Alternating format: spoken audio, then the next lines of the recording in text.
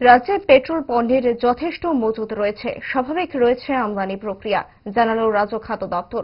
মধ্যপ্রাচ্যে যুদ্ধ পরিস্থিতির কারণে রাজ্যের পেট্রো পণ্য সরবরাহ স্বাভাবিক রাখতে রাজ্য সরকার সমস্ত প্রয়োজনীয় পদক্ষেপ নিয়েছে। চিন্তার কোনো কারণ নেই, সামগ্রিক পরিস্থিতির দিকে নজর রাখছে রাজ্য প্রশাসন। আজ আগরতলায় সংবাদ সম্মেলন আহ্বান করে কথা জানানো হয়েছে রাজ্য খাদ্য দপ্তরের তরফে। সংবাদ সম্মেলনে উপস্থিত ছিলেন দপ্তরের কর্তা সুমিত লোধ সহ অন্যান্য পদস্থ আধিকারিকরা। সংবাদ সম্মেলনে জানানো হয়, কালোবাজারি রুখতে রাজ্য কেন্দ্র থেকে শুরু করে জেলা স্তরেও নজরদারি রাখছে দপ্তর। সময় সময় পরিস্থিতি মূল্যায়ন করেছেন মুখ্যমন্ত্রী থেকে শুরু করে সংশ্লিষ্ট দপ্তরের মন্ত্রী, মুখ্য সচিব। পেট্রো পণ্যে কালোবাজারির চেষ্টা করা হলে তা শক্ত হাতে মোকাবেলা করা হবে বলেও দপ্তরের তরফে হুঁশিয়ারি রাখা হয়েছে। কি জানালো দপ্তর, দেখুন। পরিস্থিতির কারণে আমরা জানি যে আমাদের দেশের বিভিন্ন ধরনের স্টেপ আমরা নিয়েছি। কেন্দ্রীয় সরকারের তরফ থেকে বিভিন্ন ধরনের পদক্ষেপ নেওয়া হয়েছে, যার বিস্তারিত আলোচনাও হয়েছে আগে।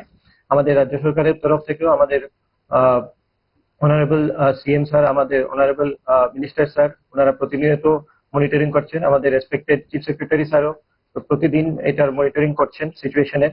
আর আমাদের এখানে জনসাধারণের অবগতির জন্য যেটা জানানো হচ্ছে যে আমাদের রাজ্যে বর্তমানে যে অয়েল কোম্পানিগুলির দ্বারা পেট্রোল, ডিজেল বা রান্নার গ্যাস, এলপিজি সরবরাহ, সেটা সম্পূর্ণ স্বাভাবিক রয়েছে। তো পাশাপাশি যে ধরনের রিজার্ভ আমরা নর্মাল সময়ে রাখি, সেই ধরনের রিজার্ভ আমাদের কাছে আছে।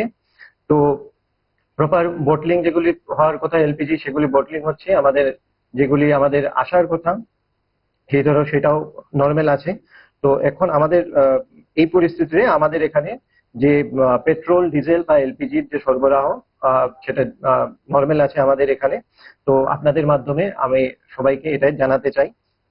তো আমাদের এখানে বিশেষত যেটা এলপিজি বোটলিং আপনারা জানেন, সেটা বুদ্ধনগর স্থিত যে এলপিজি বোটলিং প্ল্যান্টটা সেটাতে হয়েছে থাকে।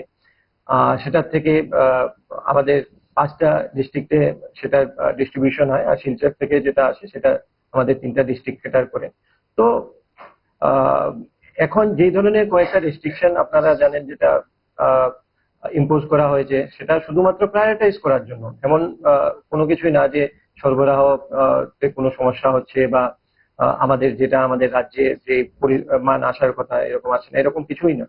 তো মূলত গভর্নমেন্ট প্রায়োরিটি সেট করেছে। আর টাইম টু টাইম আপনারা দেখবেন বিভিন্ন ধরনের অর্ডার গুলি রিভাইজও করা হচ্ছে।